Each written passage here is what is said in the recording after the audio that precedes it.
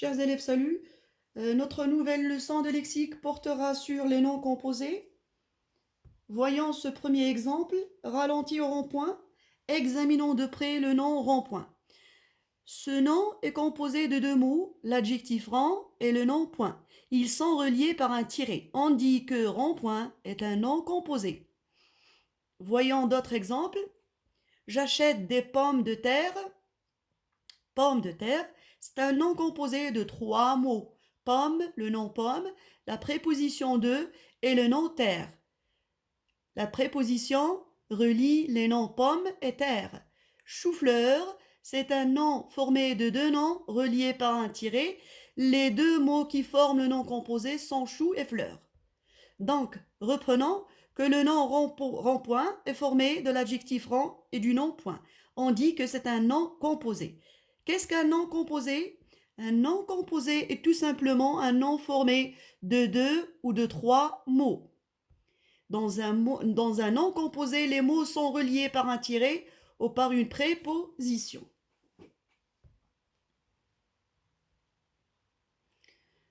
Voyons d'autres exemples. Le nom composé peut être constitué de deux noms, comme dans oiseau, mouche.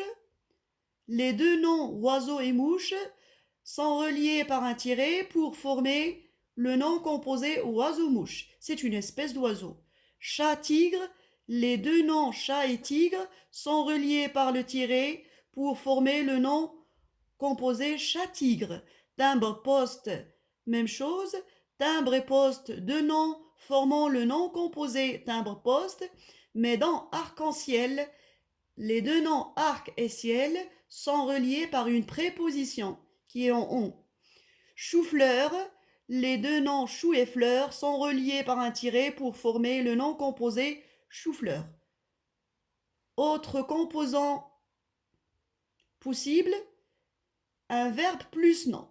Donc le nom composé porte-clé comporte le verbe porter suivi du nom clé.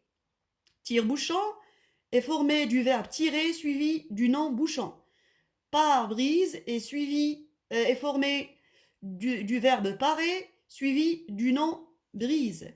Essuie-glace comporte le verbe essuyer suivi du nom glace.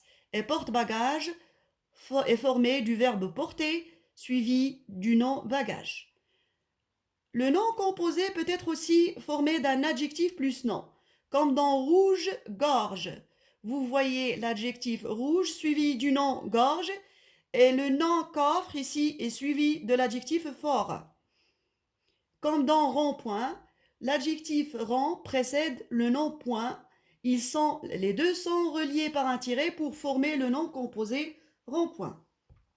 Autre structure du nom composé, il peut être formé de deux adjectifs comme dans sourd-muet. Les adjectifs sourd et muet forment le nom composé sourd-muet. Les deux adjectifs aigre, doux forment le nom composé aigre-doux. Et les adjectifs clair-obscur sont reliés par un tiret pour former le nom composé clair-obscur. Un nom composé peut être aussi formé de deux verbes comme dans savoir-faire. Les deux verbes savoir et faire forment le nom composé savoir-faire. Savoir-vivre, va et vient, qui sont reliés par la conjonction de coordination et laisser-passer aussi. Laisser et passer sont deux verbes reliés par un tiret pour former un nom composé qui est laisser-passer. Le nom composé peut être formé d'un adverbe plus nom, comme dans l'exemple hors-jeu. L'adverbe hors est suivi du nom jeu. L'adverbe et le nom sont reliés par un tiret pour former le nom hors-jeu.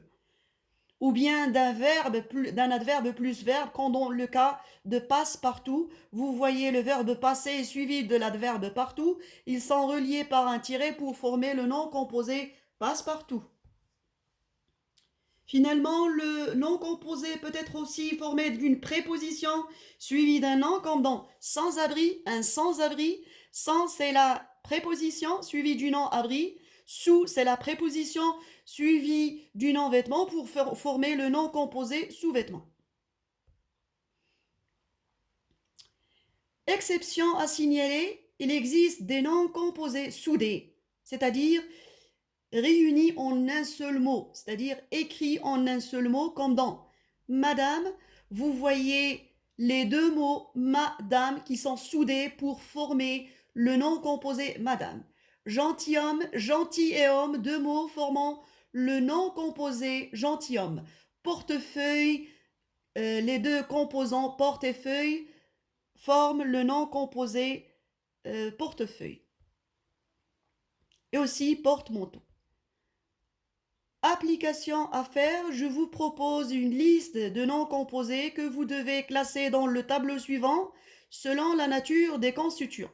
C'est-à-dire les noms composés formés de deux noms doivent être mis dans la première colonne. Les noms composés formés d'un verbe plus un nom doivent être mis dans la deuxième colonne et ainsi de suite. Et en voici la liste.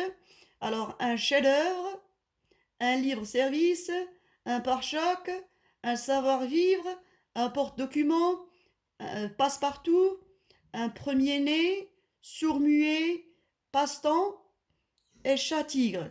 C'est une liste de noms composés que vous devez mettre et classer dans le tableau ci-dessus. Alors, dans la prochaine leçon d'orthographe, nous apprenons les règles qui gouvernent la formation du pluriel des noms composés. Donc, nous allons apprendre à former le pluriel de ces noms composés. D'ici là, portez-vous bien et à la prochaine.